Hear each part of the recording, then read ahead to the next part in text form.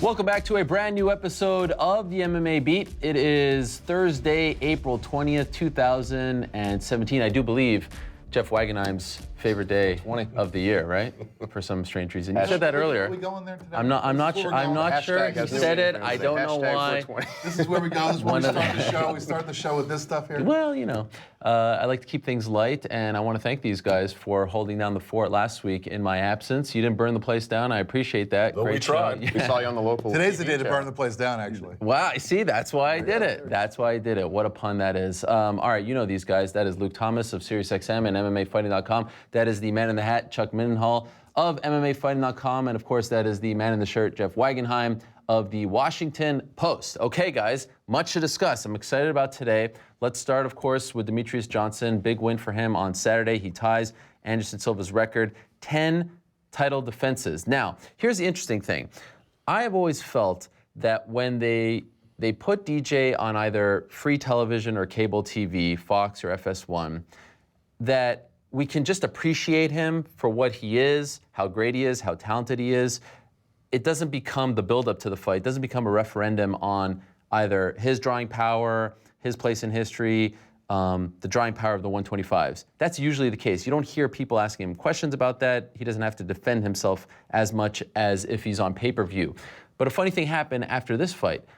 The ratings weren't very good. In fact, they were the second lowest ever in the history of the UFC on Fox, 24 events. And if we throw out number one, which happened back in August, which was preempted in many markets due to preseason football, this would be the worst ever. And this is surprising to me because he usually does well on free television. This time, he was tying a record. What happened here?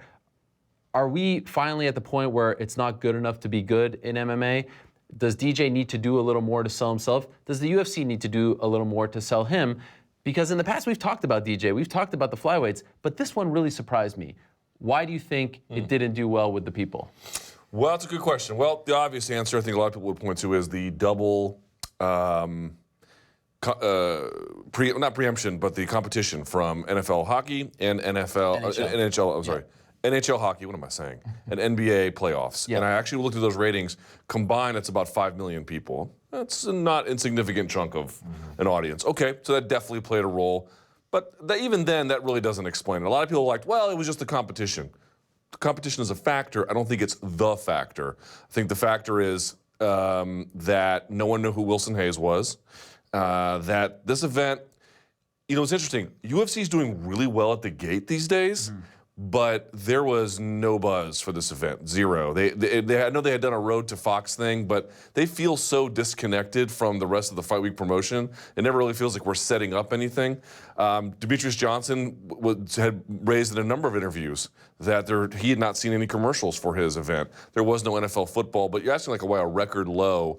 Look, Demetrious Johnson is on a martial arts journey. That is what he is on. What can I reasonably do as a martial arts fighter? Less a prize fighter, right? Because I mean, his prizes are good, but they're not great. That is just in contravention to what a fight promotion would need to get the biggest ratings. I don't think he would do that low if there was still a novelty act about a champion fighting on Fox. I don't think it would do that low if he had a bantamweight fighter who had a big name. But he fought a guy who no one knows at a time when it wasn't promoted, when there was also competition from sports that guys also watched. So you're not ringing the alarm here? No more so than I would have a year ago, no. Okay, fair enough. Don't forget the 10 Commandments was on also on us. Oh, yes. So Charlton Heston? I'm not sure. I just know that Dave Meltzer's piece said that was on. I was just surprised, honestly, because within our bubble, it's always funny because we stay in this bubble and we talk about Demetrious Johnson all the time. We've actually we've been through, like you started off by talking like, where's he best suited? It's unfair to put him in a pay-per-view where he's headlining it versus if we can put him in a co-main event of a pay-per-view, this makes sense. Or if we swing him to one of these cards, it's always very interesting with him. I feel like there's no perfect spot for his where he's going to appear. But ultimately, I mean, I thought within the bubble, this was a big deal. Like he's going for the 10th one, he's going to tie Anderson Silva. I felt like everything I'm reading is centered around this idea, and we're starting to talk about the GOAT discussion, like where does he play? But you realize it was really contained into that bubble. I really didn't, when I really stepped back and thought about it, I was like, who else did anybody even know this was happening really? I mean, just judging from other outlets, for instance, The Ringer or places like that, I didn't feel like there was really much interest in this fight at all, which was sort of surprising to me, just given the historical nature of it. But again, he's an enigma both inside the cage and outside. It's the hardest thing for me to figure out. There's not one thing that you can pinpoint to say, like, why is it like this? But it seems to be just always a shifting factor, you know, each time through. But I was really surprised, honestly, that this one did as low ratings as it did. All the things that you mentioned about him, going for tying the record for consecutive title defenses, getting himself situated in the greatest of all time ratings or conversation, all that stuff has to do with excellence. Excellence is over here. Ratings have nothing to do with excellence. You know, on television right now, of all the syndicated shows that are out there in the world, the #1 rated one, Judge Judy. The biggest selling instrumental musician of all time, Kenny G. This is, I mean, I was doing a little. Love Kenny I was looking into stuff like this week because I was thinking, okay, why is it that is he really an enigma, as you said, or is this something that happens all the way through? And I you know, had some tweet about that when Mighty Mouse's ratings came out, and it was something to do with. You know, he should go and listen to, instead of listening to all the critics, go listen to Coltrane and Charlie Parker, you know, two of the greatest inventors of music ever, both of whom sold a tiny fraction of the number of records that a guy like Kenny G sold. This is just prevalent through our popular culture. Excellence is not rewarded by popularity, and I guess we just got to accept it. Not always. But we live in a world where The Fast and the Furious is what, 8 movies deep? I mean, if you like The Fast and the Furious, I seriously question your ability to make any kind of rational judgment. And that's the world. And this is breaking records. This kind of the same audience that we're talking about, though. I mean, the people who go watch. I mean, haven't Fast and the Furious ads aired during MMA events of some kind? That's why it's somewhat befuddling, right? Not necessarily. Like, to his point, like Demetrious Johnson, he is a different kind of appeal. It's not. Look, we talked about this with Nate Diaz. Oh, they don't know how to market Nate Diaz. They don't know how to market Demetrious Johnson either. Maybe it's a lack of effort, but maybe it's just he doesn't fit the mold. Conor McGregor is like the easiest guy to promote for 2 reasons. 1, because he's a self-promoter and a genius at it. And 2, if you can give him a stage and give him a mic, you can just amplify everything. There are guys that are hard to promote. I really feel like taking away his Xbox sponsorship was real bad. Imagine if they were getting a high five from them. Imagine if Demetrious Johnson was at CES and doing ads for them. Imagine if he was on the cover.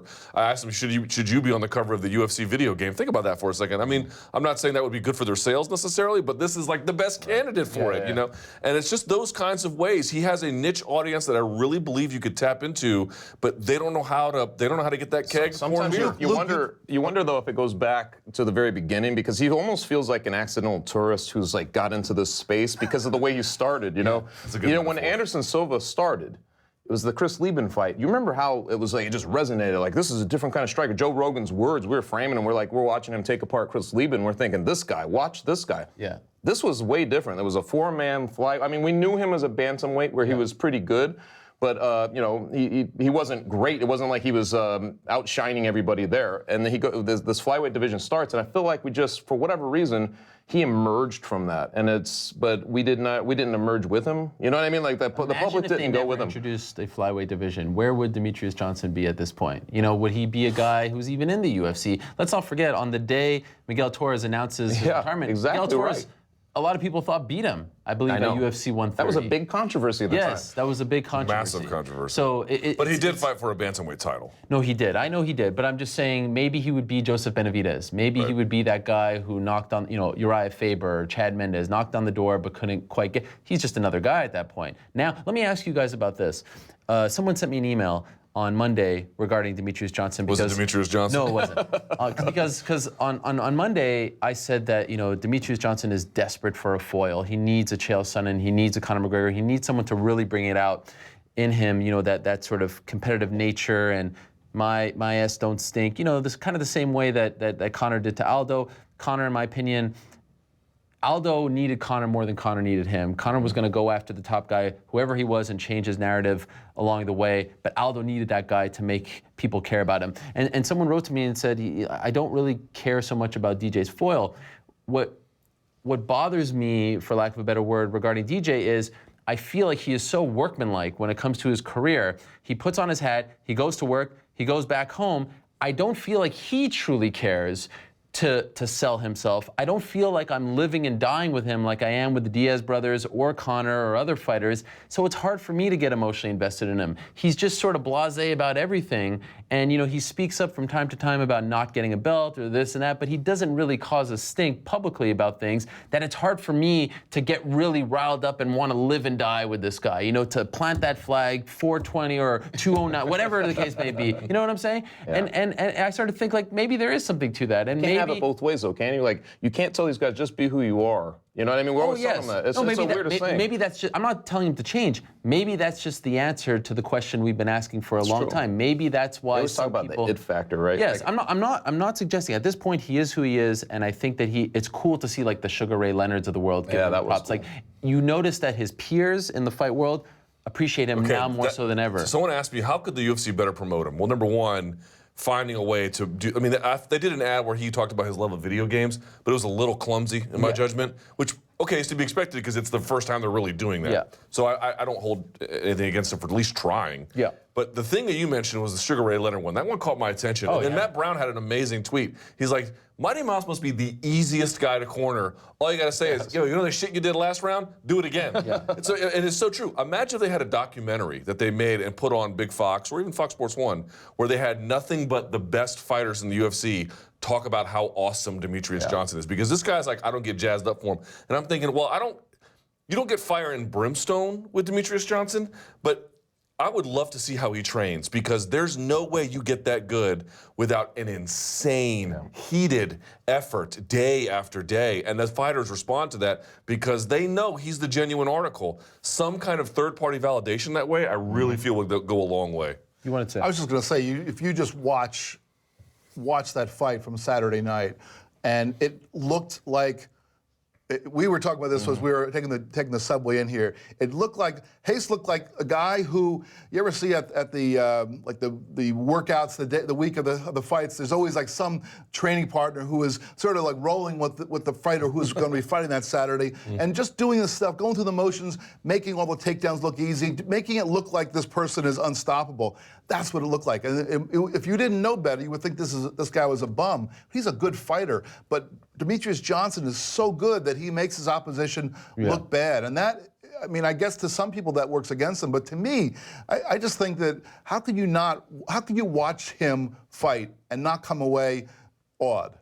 How do you do that? Well, that's a gift and a curse as well, because if there's such a gap between you and your competition, there is less interest in watching you fight to the casual fan. I mean, I think anyone who watches this show, Ronda Rousey back when she was sure, there is something to be said for dominance, but I do also think that at the beginning of his career as a flyweight, there was a gap between him and the competition, but yet he was somewhat playing it safe. And he admitted to this on Monday when I spoke to him, but now he has a point to prove. Now he wants to prove that he's the greatest of all time. So now you see him go for the finish a lot earlier in his fights, and you see he's finishing a lot of his opponents. And now the GOAT discussion comes up, right? And I find this to be an interesting discussion. I don't think there's a right answer or a wrong answer, but it's, as I like to put it, the classic barbershop debate. You know, you're sitting around with friends, you can all have a say, and you can all be right. And now it's getting really interesting when it comes to Demetrious, because correct me if I'm wrong, I think there's 5 guys who can really have a stake in this argument. You have Fedor, you have Anderson, you have GSP, you have Jon Jones, you have Demetrious Johnson, right? Am I missing anyone? Now DJ has kind of walked into that discussion. Can we really say that DJ is the greatest of all time right now? I mean, shouldn't part of the discussion be who you beat to become who you are? And if you look at his resume, and this is no knock on him, he has not fought one fighter who right now, if all these guys retired, would be a Hall of Famer, would be a legend of the sport. You know what I'm saying? And if you look at Fedor, if you look at Jon Jones, if you look at Anderson and GSP, they all have multiple legends on their hit list. So can we say he's the greatest of all time if he hasn't fought those guys, or is there more to that discussion? Well, it's always subjective anyway, right? Yes. So you're just but what's you're the criteria? Them. That's a toughie. I think that's a good criteria. If you start to look, okay, who did this guy beat and win? That's probably you're able to sort of retrospectively say, okay, I think that this guy did more and with his time. We were kind of discussing this last week with Anderson Silva. Did he have a bigger run in terms of his? And Anderson Silva, obviously, like I mentioned last week, he was a little bit finicky. Like he would try to angle for certain guys and things like that. Whereas Demetrious, I feel like, will fight anybody So that's some merit, I think, that swings to him. But the truth of the matter is the 125-pound division has maybe, 25 guys who've passed through the ranks. I mean, it just doesn't have that many guys. Yeah. And so his competition is what it is. It's like who he gets is just, that's the guy who he's happened to get. So it's hard to fault him for that, but that's the reality. Sure. So like you get guys like GSP, for instance, and he's like 170 pounds is like the weight from like some of the craziest fighters going. So you look at his run, you think, well, that's really impressive, even though it was only 9, but he did walk away.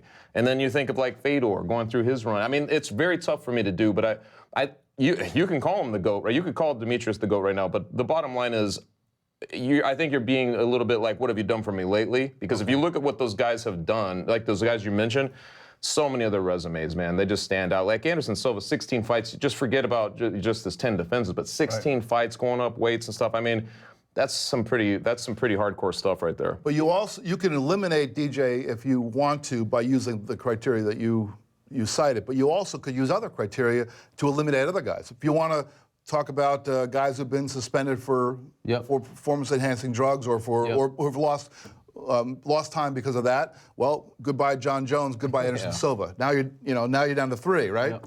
Or what if you want to? You can either look at these guys and say, well, prime Fedor versus prime Jones versus prime this guy. If you want to evaluate that way, that's hard. But you also can look at the entirety of somebody's career, and if you do that, well, then goodbye Anderson Silva because he's gone through a bad stretch in his career. Goodbye Fedor because his career includes a stretch of some pretty bad performances.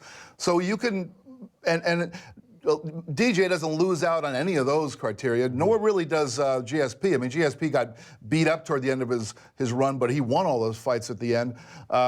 So it depends on really, that's why this is barbershop talk, because you want to make the argument over here, DJ's going to get it. You want to make the argument over here, well, maybe it's going to be Jon Jones. I mean, I think any one of those guys you can make a successful argument for. Yeah, I think where I stand on this one is, I don't disagree with any of my colleagues here. I personally would have GSP number 1, but it's certainly very debatable, and I can see people poke holes in that argument. For me, though, I would just challenge a little bit the idea that these guys at flyweight, I didn't pick DJ number 1, but there's a little bit of not insults towards the 125ers, but I don't think they're getting their due. Remember, Jon Jones inherited a division that had long-standing history. Yeah. He had legends to beat lined up for him. Mm-hmm. They introduced this division, and it just so happens, as they introduce it, maybe one of the best guys of all time is the guy who ushers it in, right? In other words, imagine if DJ had come later and Benavidez and Cejudo, maybe Cejudo holds the title for 4 fights, and then Benavidez takes it, and then God knows what, and then DJ comes along and starts wiping the floor. We would change his history completely, and here's why I say this. I don't think yet that DJ is the greatest of all time, but he is the fighter I've never seen a guy whose weaknesses are so not apparent. Yeah. The baseline level of skill he has is so ridiculously high that not even Anderson didn't fight that well, and GSP didn't fight that well, and Benavidez is a good, super good fighter, and so is Henry Cejudo. So again, the debate can be made. I just want to stick up for DJ a little bit. He's beating John Dodson is crushing people in 2 weight classes. He deserves a little bit more respect than to say, well, the flyweights are nubs. And he's finishing people too. Now, I mean, we were talking about how earlier in his career, a little bit playing it safe. He's finishing people. I know that he had beat the hell out of Wilson Hayes throughout that fight, but in the end, he tapped out a Brazilian Jiu-Jitsu black belt. I know it was a guy who was pretty damaged by the point that it happened, but there was certainly a statement there. He could have continued to just try to pound him out and got the TKO, but I think there was something in DJ's head that said, this guy's the best jiu-jitsu guy I've ever faced. I'm going to tap him out, and he did it. And then before, that great fight, and I mentioned it last week, I think, when we were talking about DJ, that great fight against Horiguchi, where all he has to do is just take his foot off the pedal a little bit, and the final horn ring goes off, and he wins a lopsided decision. Instead, 4:59 of round 5, he gets the tap out. I mean, these are things that are just to me, they just pile up in the argument for Demetrious Johnson to be number 1. That greatest argument is odd too, because sometimes you're talking about guys who are great in the greatest moments too. We're talking about Anderson Silva. UFC 117 is still one of the craziest turnarounds in a fight ever. And I remember at the time thinking, how is that guy not the greatest of all time? Like he just got beat for 4.5 rounds, and then he finds a way to win in the end, you know. And I think when these guys have, and Fedor made a career of getting hurt, you know, and still finding a way to win, you know, guys like that. It's funny with DJ. He's never really in trouble. I know Dodson, you know, it got him pretty good. But he's never feels like he's in trouble in these fights. He's just such in the driver's seat the whole way that it just lacks the kind of, you know, greatness of, you know, because some people want to see the swing of narrative. They don't really see it with DJ. You know what I'm saying? And another thing that he has in his favor is in his run as champion, he has defeated 2 guys twice. And often, you know, a guy gets a second look at you after you beat him. That's maybe to his advantage. But the second time around with both Dodson and Benavidez, he beat them in more impressive fashion. And GSP, Jon Jones, Fedor, those guys, Anderson Silva, they don't have a lot of those rematches on their record as champion or not champion as well. So I think that that's something that you have to give him credit for as well. Am I being a stickler when I say it only feels like recently we made a big deal out of this 10 title defenses record? I mean, when GSP fought Johnny Hendricks and got number 9, I don't remember a big narrative going into that fight being like, oh, he's 1 away. I looked it up. I had no idea until Monday that Jon Jones had 8. You know, I actually had to count. I'm like, wait a second, Jon Jones at 27 was just 2 away. Yeah. If he didn't get into trouble, he'd be maybe at 12 or 14 at this point. I feel like only recently, and I actually think that this is one of the best things DJ has done as a self-promoter. He's the one that made it into a big deal. I don't feel like it has been made into a special thing, an unbeatable record, and maybe that's why it didn't translate into big ratings. You know, like when you beat a record of this magnitude, it usually means that there's going to be great interest, but I don't think that the UFC has made a big enough deal about this record, and that has then led to more people being interested in DJ, right? Because I don't feel like we talked about it a lot. No, it's a new thing, and I think you pinpointed exactly. But it's an old record. It's an old record. DJ raising the issue, but the other part was that like there was just insane amounts of buzz around Jon Jones and that push through when he when he beat Shogun and everything. It was incredible hype. And as Anderson took the belt from Franklin and then began to push through, there was incredible hype. Obviously, he's the one who set the record, but I just mean as he accumulated these, there was already this built-in buzz around them that I think the records were an afterthought. There's not a lot of, you know, buzz around what Johnson was doing up until, holy crap, like look how far he's gotten. It snuck up on us. Now we're having to measure it against all-time greatness because of that. And it's just that there was no like steam behind it other than the record itself. Yeah. Go ahead. Well, I feel like in a lot of times it's media too who appreciate what he's done and they want to it becomes this obvious thing to roll out there and to justify where he's at. I mean, because there's a lot of people like, hey, do you realize how good this guy is the whole way through? So some of the most defiant writers, you know, and the journalists are like, hey, you guys should pay attention to Demetrious, you know, the whole way through. So I feel like this is just their moment to say, like, hey, check this guy out. Now he's at the record. That's how good he is. Right. I thought it was very interesting also this past week that when talking about DJ's place in history, we talked about Anderson a lot. We heard GSP's name a lot. He said both of them. You didn't hear a lot about Jon Jones. And before the trouble, I think most people were starting to believe that he was the greatest of all time, that of course he was the pound-for-pound king. But it's just so strange how history is viewing him right now, and it leads me to believe that if he doesn't get back on track, history will not be kind to Jon Jones. And it's fascinating now because he's on the verge of coming back, and he spoke to the media 2 weeks ago in Buffalo, and you know it was again the re-unveiling of Jon Jones, and we'll see what happens. And now he has this option, and I want to talk about these 2 options that are on his plate right now. Either you fight Daniel Cormier or you fight someone else, a quote-unquote tune-up fight, but I don't think anyone in their right mind would call Jimmy Manuwa or anyone in the top 3 a tune-up fight. A tune-up fight is against someone who's in the top 15 or so. If you're Jon Jones, what do you do at this point? Do you take the title fight? There seems to be a little more renewed interest in the rivalry after Buffalo and what he said at the press conference and Cormier on the mic afterwards. Or do you look at your performance against OSP? Do you consider the fact that now a year and a half later you haven't fought again?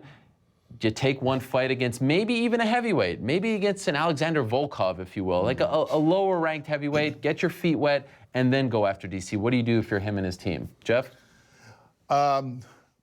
I know what I would like to see happen. No. What do you do if you're Jon Jones? You know, well, if I'm Jon Jones, I'm taking DC because I think Jon Jones's mind, in his mind, he's invincible. I don't think that I think he looks at that OSP fight as just kind of, a little bit of a speed bump. Okay. I think he has enough of an ego deservedly so, based upon what he's done over his career, that he wants to get back in there and get Daniel Cormier as soon as he can. Otherwise, I don't know that he would have even been in Buffalo. I think that he wants it. And I sort of want it as well, because I feel as though, I know we've disagreed on this show about this, but I feel as though there was enough of a gap between Jones and Cormier in that fight. I felt like he controlled that fight to such a significant degree that a rustier Jon Jones against a Daniel Cormier that's been in there is going to even the playing field a little bit more, and so for that reason as well. And the third reason that I want, I think him being in there is I don't feel like there is an obvious next guy for him to fight, because Manuel would get Cormier, so you can't put him in with there. The other best light heavyweights over in Bellator. You got to go down there. Then you got Gustafson and Glover, both of whom he's beaten, and they're also scheduled to fight each other. You have to go pretty far down the rankings, and I don't know. I mean, your point about maybe a heavyweight, I hadn't even considered that. I suppose that's a possibility, but it seems to me that if you're Jon Jones, you just want to get back in there and get your belt. That's the way he's going to look at it. I mean, the indications, like if you follow like Brandon Gibson or some of the guys, I mean, is that he wants that fight, you know. And I feel like and behind closed doors, he hasn't been out there saying it, but behind closed doors, I feel like that's the guy they want. And you gotta love that too, because I really believe that between Cormier and Jones at this point, it's so personal. It is so personal. It's probably the most personal rivalry that has seeped out into the public, where we feel how personal it is. That's probably happened in the sport. So and you gotta, you know, the fact that the fight played out the way it did the first time, and you know, Cormier, who lost, is now parading a belt around, and literally he knows how to get under Jon Jones' skin this whole way, just being, you know, just prodding him all over I just find it to be fascinating at this point, you know, that it's gone this long, and I feel like if you're Jon Jones, who's been on the sideline all this time, that's the guy you want. It's like it's the literal version of I want to beat that guy up, that sort of thing. So I feel like that's where we're at with him. Take the tune-up. What is a tune-up? What is a tune-up? Oh, everyone's like, what about Gustafson? That's not a tune-up. Not a tune-up. No. What about Bader or Davis? Let's say they were still UFC. Not a tune-up. I'm talking well outside the top 10. Someone he can easily beat. Does a name come to mind? Because there's really no great example. I mean, even like a Cummins or a Volante just got booked against each other. Yank one of them from the card. Okay, put it against enough. Jon Jones. I mean, this is not. This but is. Are we talking that kind of talent? Okay. Yes. This is a very solvable problem in terms of who he could find. Okay. Look, I gather that the case for making a tune-up fight for Jon Jones is not as ironclad as the one I thought for Ronda Rousey. To me, that screamed tune-up. The one for Chris Weidman, I was very adamant ahead of time. He should have taken a tune-up fight, and that one ended weirdly. It's not like that was some concrete proof, but I still maintain that would have been a much better option for him to take. Now look at him, 3 losses in a row. This is terrible. The one for Jon Jones is not as strong, the argument for it. I will admit it up front. But to me, where you don't want to be is where you were the night Chris Weidman lost and the night Ronda Rousey lost, where you say to yourself, you know what? Maybe they would have won, maybe they would have lost, but that really wasn't them. That really wasn't them. I don't, especially in the case of Ronda Rousey, this was a shell of herself. It's not that I want to set up Jon Jones to never lose. It's that what you want is to get a guy at his best who is literally, in your estimation, quite correct, one of the greatest fighters of all time who's been off for 2 years. Now, maybe ring rust doesn't affect him, and maybe it's not an issue, but we are going to be kicking ourselves if we find ourselves in the position when the fight is over, we're like, he had really bad rust. The issue for me is, of course, ring rust doesn't affect all fighters all the time in every fight, but most fighters most of the time in most fights. This is well known. I'm just saying, in MMA, we always find a reason to not give someone a tune-up fight. Let's just make the fight now. Let's just make the fight now. And I get it completely. And again, the Jones case is not that ironclad. But if we're through the looking glass and it's after that fight and we're like, oh, Jesus, what was that? I'm going to say again, we need to take a better attitude, a more proactive approach towards tune-up fights. Now, what do you think the UFC prefers? Because if they get Jon in there and DC beats him, now you got a trilogy fight on your hands. Right. And you can make the case that would be the biggest fight of them all, right? People like it when it's 1-1.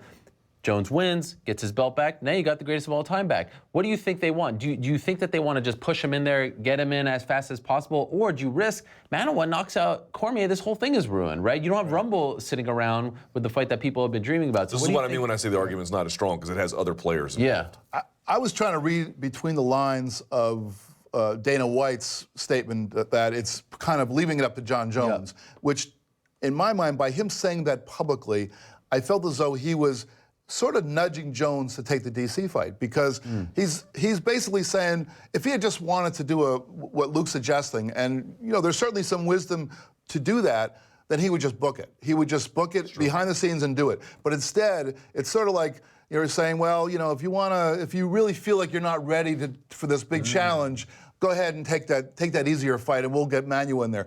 He said it publicly, and I get the feeling that maybe he is trying to nudge Jones in there, and I think that part of the reason that he might be doing that is that, he doesn't want to book Jones, and he said he's afraid of booking Jones in a main event. He doesn't trust Jones. Maybe he doesn't feel as invested in Jon Jones and feels as though, if he wins, great. If he loses, fine. Like, he's not as some other fighters who are big stars, he might feel a little bit differently about. But this guy, because so many times he feels as though Jones has kind of failed him, 2 fights being canceled, plus the whole UFC 151 thing, which was a whole other story. But I think from Dana White's perspective, that really ends up being like 3 different times that he's gotten screwed by Jones in his mind. Maybe he's thinking, well, I'm not going to do him any favors and try to preserve his career. I'm just going to let him go where he needs to go. Do you believe him? Do you believe Dana when he says, let's say it's Cormier, let's say he picks Cormier, that he's not going to put him in the main event? No. I will say this. Saying it, though. At this point, you can't even say it was 6 months ago. It's like I now, will say this. I don't think he's going to put him in a main event that is as close to standalone as some of the main events have been. I think that he's going to make sure that he's if he's in a main event, he's going to make sure he's in a fight card that has another title fight or something that's big that can live on its own if Jones falls out. Because I feel like he has been burned a couple times by Jones in reality. And so I don't know whether they'll put another fight on top of it, but they'll certainly have one that can jump up if they have to. Cyborg versus Durandamy, which they're talking about doing on the same day, although I think that date is very tricky because it's coming 3 weeks after 213, the July 8th card, and now you're asking people to pay $60 for 2 pay-per-views in the span of 3 weeks. And I know a lot of people flock to that July 8th one, and now you're putting one of the biggest fights you have potentially of the year, Jones DC, if they do that day, plus Cyborg fighting for a belt if that actually happens 3 weeks later. I think that's a little bit of a curious move as well. But I don't think there's a wrong answer here. I'm very curious to see what Jones does, and I think it's really interesting that the options are being presented to him and not so much the champion, right? I mean, if you're Daniel Cormier, you're like, wait a second, he's dictating my future? Isn't that fascinating? Yes. Again, I'm all for that, though. I agree with that, though. I don't think champions should be selecting fights. I do not think the champions... But you understand, Jones is dictating his future. And right after Cormier was like at the post-fight presser, he's not going to dictate my future. Yes. Boy, that didn't last long, did it? That is true. I do feel like they're stuffing Manuel into the scenario, which is really weird. I mean, the bottom line is, yes, he's looked good, but it's not like the other guys, It's like the top 3 guys with Anthony Johnson now gone, but it's not like them where there's these emphatic wins over guys that you're just like, have been there forever. We give him some credit, though. I feel like Manuel has really actually and he flew in. He did the Buffalo. right. He's done everything right. I'm just saying the UFC is really getting behind a guy who. Siri. Yeah. Siri's talking up him. Siri pleading the case for Jimmy Manuel. Yeah. Let's give him a lot of credit, though, right? Of course. I think, and if you look at the division, I mean, honestly, it needs guys like that. It needs guys to be stepping up. But I just feel like the UFC is kind of pushing his narrative a little harder. But it's also a little bit like I feel like this is Habib, Conor, Eddie all over again, where someone's being used to play off the other guy, and someone's going to draw the short sticker and be like, oh God, time for David Haye, Corey Anderson too, the rematch this time, this time in Dublin or something. I feel like that we might be headed towards that a little bit. So, in other words, Manuel may be used as a bit of a pawn here. We'll have to see where things go. I'm not guaranteeing it, but I'm wondering, like, it's just like you mentioned, it's like I acknowledge that Anderson win was incredible, but it just kind of feels like he's being shoved in the conversation here in a way that they ordinarily would not include him. So I don't know. We'll see. All right. So let's talk about some other news that emerged yesterday. Early Wednesday morning, it was announced that World Series of Fighting is no more. World Series of Fighting, still my beating heart, as we know it, is no more. 35 events. They have now become the Professional Fighters League, the PFL. And this is what we know about the new PFL. We know that, according to their press release, it is officially launching in January of 2018, and we know that they are calling themselves MMA's only league.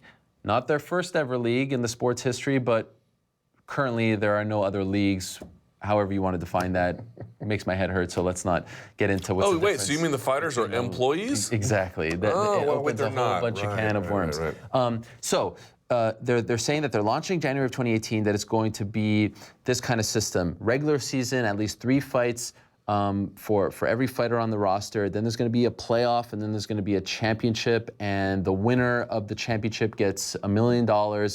And there's going to be 7 different weight classes, but they're not telling us which weight classes will be featured. They're also not telling us how this money is going to be dispersed. They're saying $10 million is going to go out to all the fighters at the end of each season. It's going to run for 10 months. They're also telling us that their contract with NBCSN is up at the end of this year, so they don't have a new TV deal. There are going to be 4 more events this year, but I'm not quite sure if those are World Series of Fighting events or PFL events. We also don't know which PFL or World Series of Fighting fighters are going over to the PFL. Also, we don't know what happened to the champions of World Series of Fighting, like what becomes of John Fitch's title. There's a lot of unanswered questions, but we do know some of these things. It's being rebranded, season, all that stuff and more. Are you buying this? Because I see a lot of people saying, at least they're trying something different. I hate that argument so much. I see this.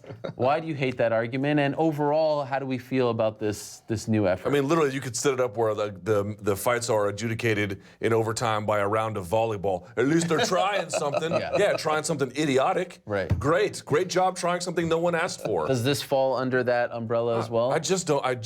I really questioned the judgment of the leadership at this organization. DC guys too, and they're not dumb. Trust me, these are heavy hitters in the city, including the Lerner family, who owns the Washington Nationals, including Ted Leonsis, who owns the Capitals and the Wizards and the Mystics and the Valor. These what are the Valor? The Valor is indoor football. Are you throwing the Valor out there like people? Philistine. Oh, it's the Valor's involved, and we're all set. Valor? First of all, I went to the first Valor game, and it tugged at the old DC heartstrings. What do you think will make more for this Ted Leonsis character? The Valor pulled almost 20,000 at their first event. Valor's going to crush this thing. Are you kidding me? Well, there you go. This is a different podcast. Yeah. I know. What am I doing? We're talking about the Washington Valor. What are we doing? But the point being is this. This, to me, feels like a bunch of guys, speaking of the Valor, who were saying to themselves, well, here's what I mean. They were saying to themselves, man, MMA has really been hot the last couple of years. Yep. This might be our chance as businessmen to add it to the portfolio. And no one at the top has truly, and I'm not trying to be disparaging in a comedic way, it looks to me like they are deeply ignorant of the history of mixed martial arts, and I mean that quite literally. How on earth you can select the very model that the market has spoken out against as neither cost-effective nor most nimble to promote stars in a sport that is star-driven? It is, what a terrible decision. The only decision worse was naming an original organization World Series of Fighting, which, for the record, truly the worst name I've ever heard. So you like PFL more than World Series of Fighting? Only by default. Okay, fair enough. What do you think of this, Chuck? I think it's at least a definitive way to fail. Like, so this is well, that's like something. before, we've talked for years about Drop the mic now, Chuck. So it's like, for years we've been talking about like this listless kind of organization that we can never figure out the direction of what they're trying to do. And even, they went through these minor tweaks, but we never could understand the direction of what they're doing. The least thing I can say is at least they've picked a definitive direction in which they're going to go, either crash or whatever, but obviously I don't think it's, like you said, I feel like there's some ignorance at the top. I feel like it's not going to succeed. There's a lot of gray areas in there. I feel like the fighters themselves don't know what's going on. So it's off on a very strange foot, and it's going in a direction that we already know doesn't really work. And also, by the way, just to throw out, I didn't mention this earlier, they are promising to pay the fighters a monthly salary. And again, we don't know how. What's the breakdown Starting here? when? Next month? That is a massive promise, right? Yeah. Oh yeah. Definitely. I'm all in favor of this actually because you like it. Yeah, because every October I always got confused.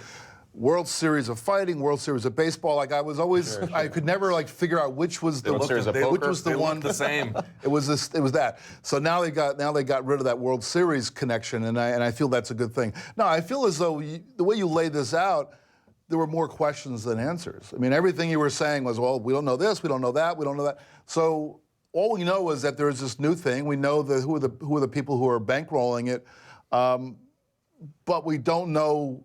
The devil's in the details, and we don't know who the fighters are. That's really it. You've got all these guys who are World Series of Fighting guys. I mean, I think you might have retweeted. I saw John Fitch Yeah. Sort of, I think he tweeted out just a question mark or something. Said lots of questions. And it was like, well, okay, well, this is One a guy of the faces of your organization. right. This is a guy who should know it. I mean, I can understand if there was some, guy who's like seventh on the, seventh fight on the night. That guy might not know what's going on. But if you're one of your star guys doesn't know what's going on, that tells me that it's hard, it's a little premature for us to make any kind of assessment because we don't even know who's involved. It's fighting.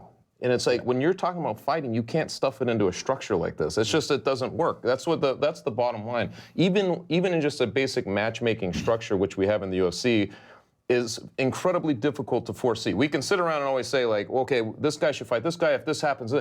But it almost never works out even the way it seems definitive when you're thinking about it. So these structures don't work. I just feel like when fighting, it's a completely different thing than to try to do a known team structure or something like that. These things just never work. How you can create it? I mean, Jeff is like, we don't know enough of the answers. I feel like we got all the answers we need, to be perfectly honest. Yes, there are some details we don't know, but that a leadership structure, moderately well capitalized, but not nearly as well capitalized as IFL, which had $150 million and a TV deal ready to go. They don't have either of those. They have 1/6 that amount and no TV deal that we are aware of at this point. But this is the thing to me. It's like if your judgment leads you to go backwards to a disproven model, and I know some folks are like, well, didn't UFC used to do that model? Right. They got away from that in the modern era for a reason, and they used it on For the Ultimate Fighter, wrapped in a reality show, just as a proving grounds to get to the UFC. There's a reason why the UFC uses the matchmaker model. It's because while it is sort of like democracy, it's a terrible way to do it, but it's the best way of the terrible ways to do it, more or less. That is what you have.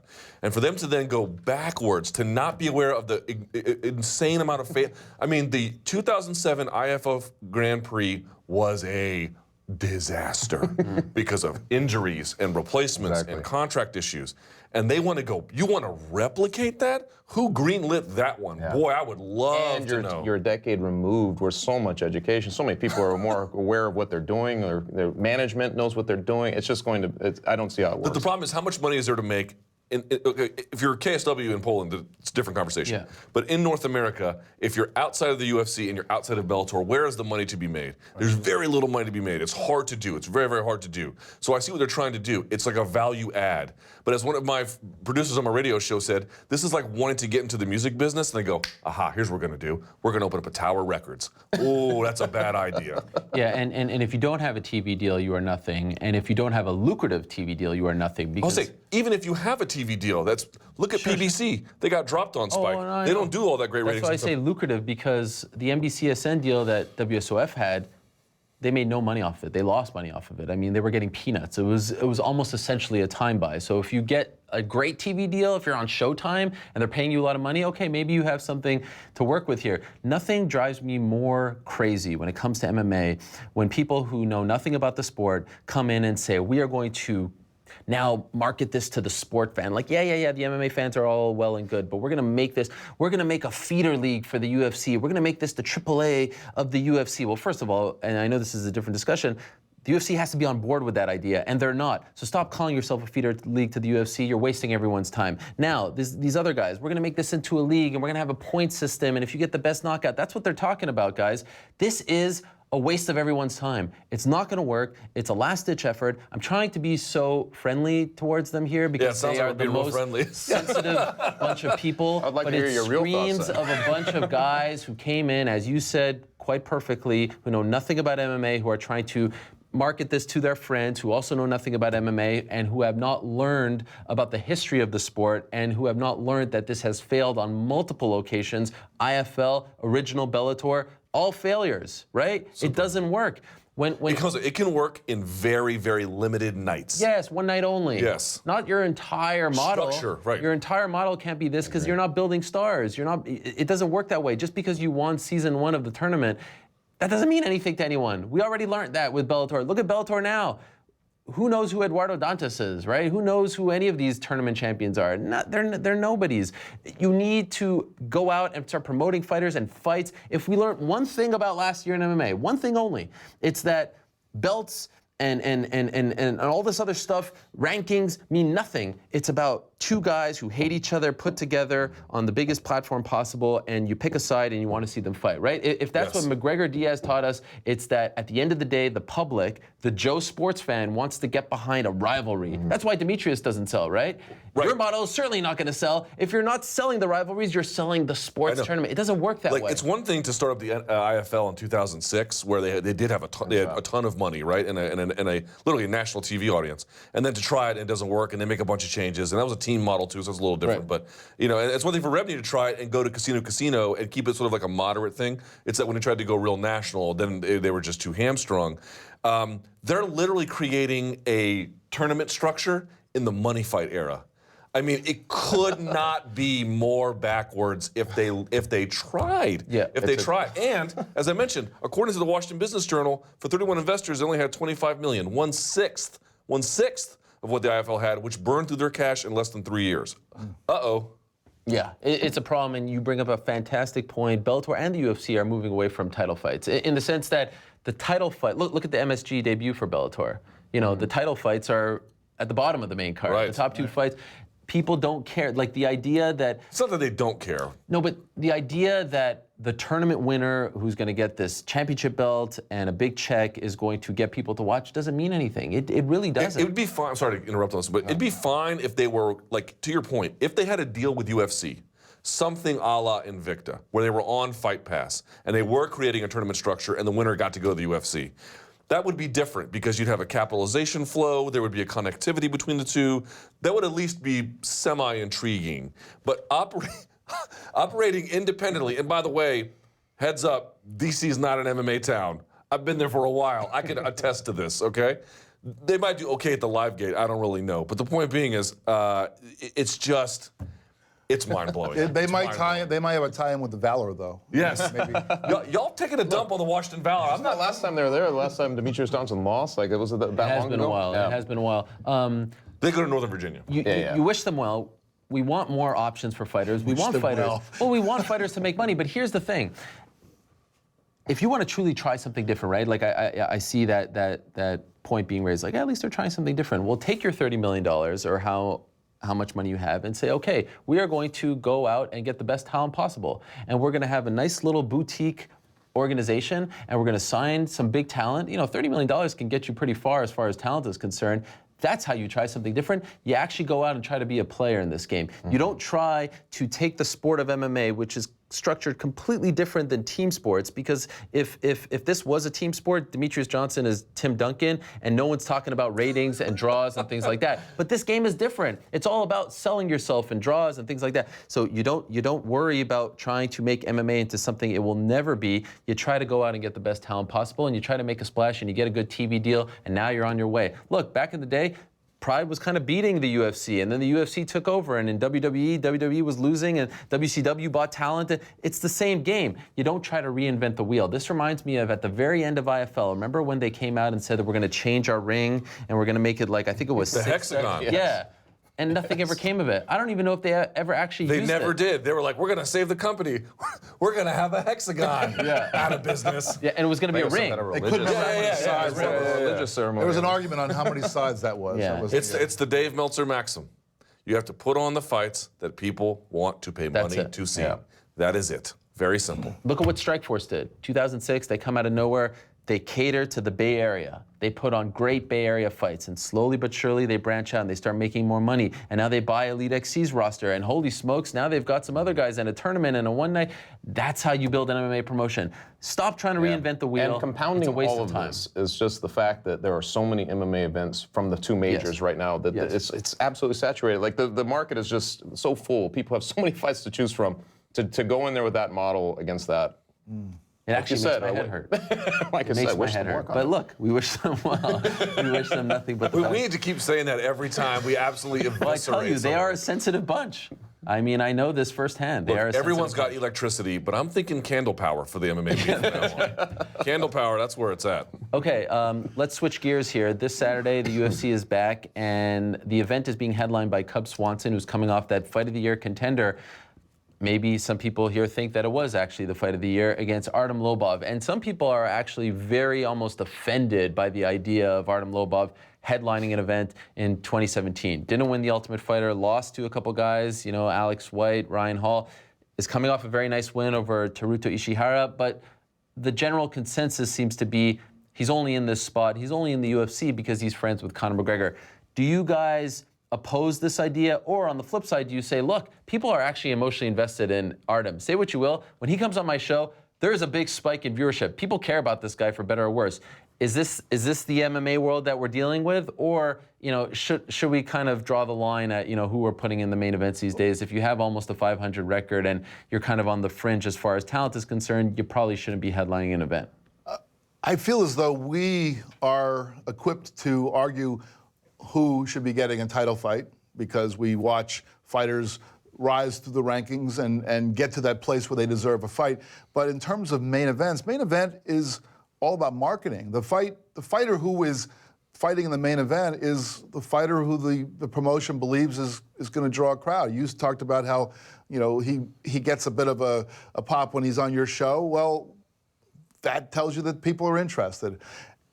This fight does not interest me, but clearly the UFC believes that there are enough people who are interested in it. I don't care. I always get disturbed when people say, well, this should be the main event, not that. The main event is the fight that the promotion believes is going to sell the fight card, not the most important fight in terms of, you know, who are the two best fighters. Sometimes those two things coincide, but really, it's like the cover of the magazine. We argue, well, why is that person on the cover of People magazine or ESPN the magazine or whatever?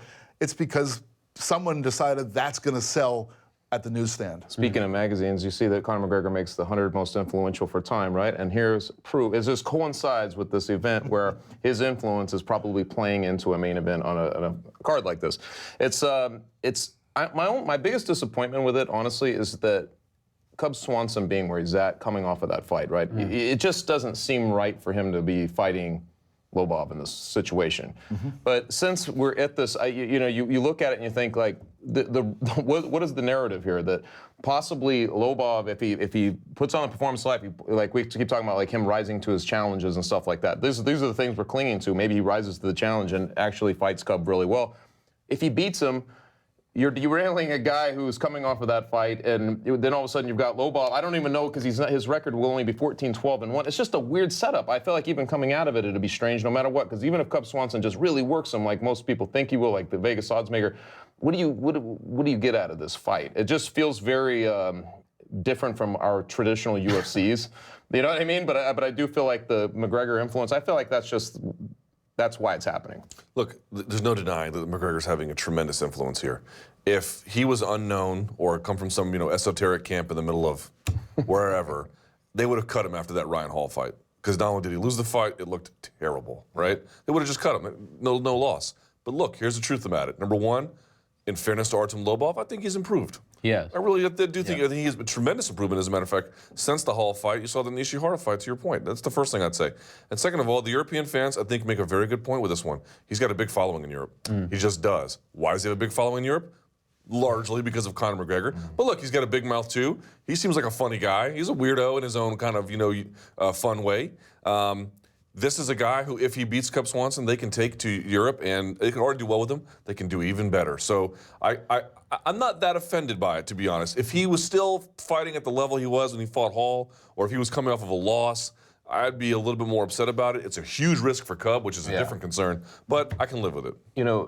Back at, I think it was UFC 131, Sam Stout, who called himself Hands of Stone. I remember him joking after he knocked out Yves Edwards, like, I've been calling myself Hands of Stone for a long time, and I haven't knocked a guy out in 4 years. And I remember this because it was funny. It was funny in the post-fight presser, and you think, I guess that's a good point. You have to knock somebody out at some point to kind of earn that.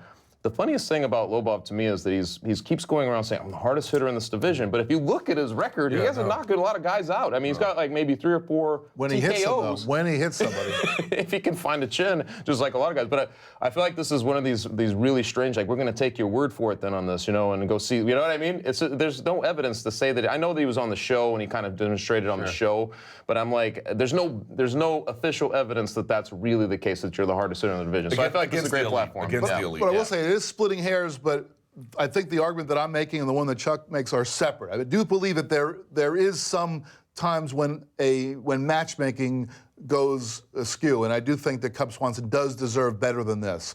However, once a fight is made, where it happens to appear on the fight card, I don't have any concern about that. They can put any fight they want at the top of the card if they think that's the one that's going to get the people in the door. But it's the process of matchmaking where I kind of agree with you. I don't think that this is a fight. Jeff Wagenheim presents UFC Fight Night. Barberena versus Proctor. Yes. Well, if they thought that there was... It doesn't matter. If they were fighting in Brockton or something, and they thought that they could draw people, I'm just teasing. That's their thing. I don't hate it only because I think you can make an argument that Lobov has actually a more passionate following than Swanson does. As crazy as that sounds. That's probably true. Swanson's just another American fighter. I mean, he's a very good fighter, and people really like him, and he's coming off that great fight, but... Man, Artem's fan base is very loyal. We talked about this with Paige Van Zandt too. Like, we live in a world where, in certain conditions, the world just treats you differently.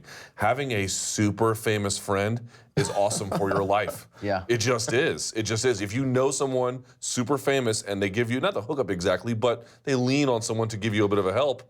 And again, to Artem's credit, he has helped himself. It's just the way of the world, folks. It helps too that he tries to be as bombastic as McGregor. Yeah. Right. He makes these claims. He's trying to be like like the little McGregor. He's not indifferent. Yeah. No, he runs with it. exactly. And the other thing is, he has been talking a big game for a long time. This is, to me, almost like the put up or shut up time. If you don't win this fight, yeah, sure, you could go back down and fight, the Alex Whites again if you want. But this is your opportunity to finally say, you know what, in the past, because his claim has always been, I took bad fights, my record doesn't really truly tell the story of who I am as a fighter. All right, now you're getting the opportunity of a lifetime. You're getting a chance to main event against Cub Swanson. Like, there's a story that I feel like could be told here about his past, about everything. The fact that he's Conor's main training partner, that's cool. Unfortunately for the UFC, Conor won't be at the fight because his girlfriend's about to give birth. So I think they kind of lose out a little bit there. You don't get the shots of him sitting cage side. You don't get the trickle-down effect. But in this day and age with literally a card every single weekend, I'm not offended by it like so many others are. And if Cub doesn't truly mind it, then, how could we really mind it, in my opinion?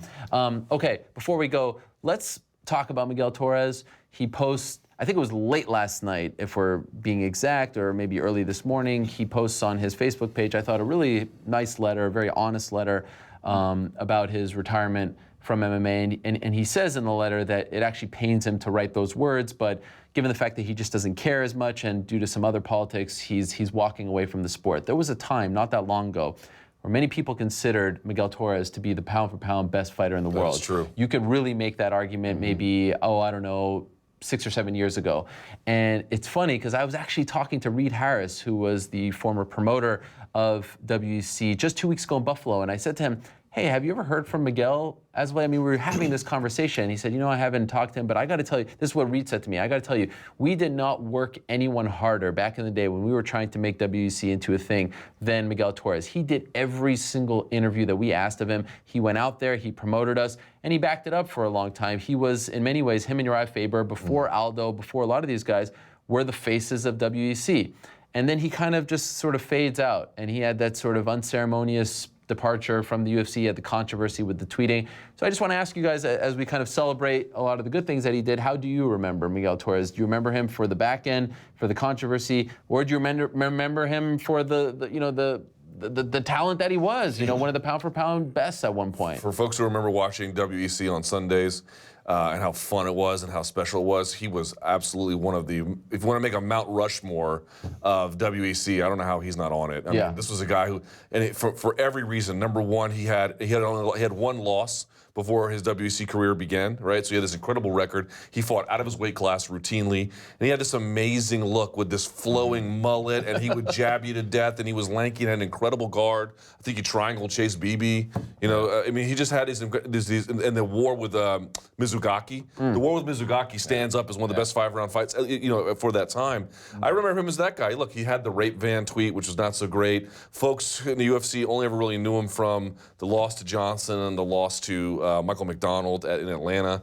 And so the UFC audience never really got to enjoy him. But if you were a WEC guy, and you watched in the area, that was the guy. And I want to say one last thing about this. He was also one of these guys, Cain Velasquez was their first real big Latino star. I don't think Miguel Torres was that for him, but he spoke fluent Spanish, and there were a lot of Latinos in WEC. Him, Charlie Valencia, the list goes on. Blas Avena, rest in peace, right? You could go on and on from there. They had Joe Martinez, who was their ring announcer. It felt like when the WEC guys were doing what they were doing, you're like, ooh, this is the next crop of MMA fighters. This is what they're going to look like. And sure enough, he helped usher in a larger era of all different kinds of reaches of the earth that brought forth MMA fighters. Yeah, I thought back in the WEC days, like he was the prototypical guy that you would want to see. Like I just remember his interviews and stuff too. He was kind of goofy at times. He could be funny, but he just had the look, right, of like this warrior, And I remember watching. You mentioned Uriah Faber. To me, it was like him and Uriah Faber. That was like the first guys that I was really, that seemed to stand out from the promotion to me. But I mean, honestly, I didn't even remember his controversy. It's been so long. I didn't even think about that. Really, I was only really thinking about, when I saw that, I was really only thinking about those old days, because he had something like, at one point, like you were mentioning the pound for pound, he had something like 30, he was something like 31-1 or 32-1. I mean, I remember him being that good, and you're just thinking, like, who's the guy, especially when he was the champ and he was going through those guys that you're thinking, who's going to beat this guy, Going into, Brian Bowles, right? Going into that fight. His career never recovered after that. And he's one of those examples, too. I think that's another thing, just the steep ledge he hit after that fight.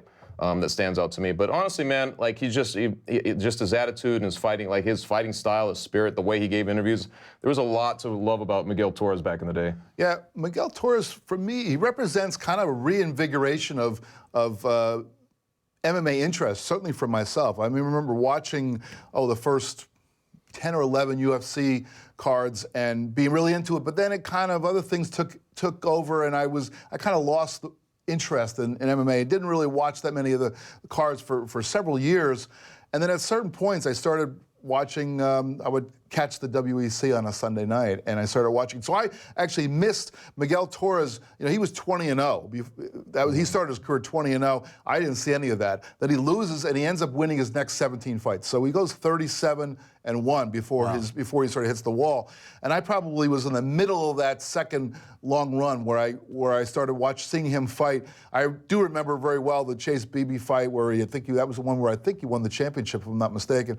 And so I sort of remember that guy. I remember this guy, and it was almost like it was like MMA Part 2.0 for me. I was seeing this guy, and he looked like a whole different animal than those guys that I used to watch back in the day when it was Severn and Gracie and all those guys. This is a whole different kind of athlete, and I remember that kind of changed my whole perspective on MMA. I hold those WC days near and dear to my heart because I was working for Versus.com, so I sort of fancied myself the WC beat writer. And the first event that I covered for them in person was WC 40, and I was blown away, A, by how popular he was in the Chicago area, and B, just how great that fight was. I'll never forget Mizugaki crying afterwards. I mean, that was an epic fight. It was a great card, top to bottom, but it was just so much fun to be there in person. Actually, one of the first things I ever wrote for Versus.com was an article about Miguel. We did an interview, and he told me that he wanted to fight at 155 in the UFC. Now, he was the 135-pound champion, and he said he wanted to fight at 155, and almost, I don't know, a couple hours after posting it, I got a call from a new PR person at WEC named Dave Schaller. Oh, yes. Somewhat scolding me. I'm sorry, who? Yes, some guy named Dave Schaller. I have no idea what he's doing now. Scolding me for saying, like, look, you got to stay on brand here, my man. We're Versus, we're WEC. Why are you talking about him going to the UFC? And I'm like, hey, this guy wants to fight in the UFC. He wants to test himself against guys who are 20 pounds bigger than him. And that's nothing to do with the conversation with Schaller, but it was more about, like, this was a guy who fought anyone, anytime, any place, any weight. I mean, he really was kind of a throwback fighter at the time. I remember his fighting stance, very arched back. Yep. Remember? I mean, it was a marvel to watch. And I'll never forget that night when he lost the Bulls, the night after UFC 101. It was a Sunday night card, and the hammer fists on his face, and you were so shocked at seeing Miguel get knocked out like that because he seemed so invincible at the time. And you're right, he never rebounded.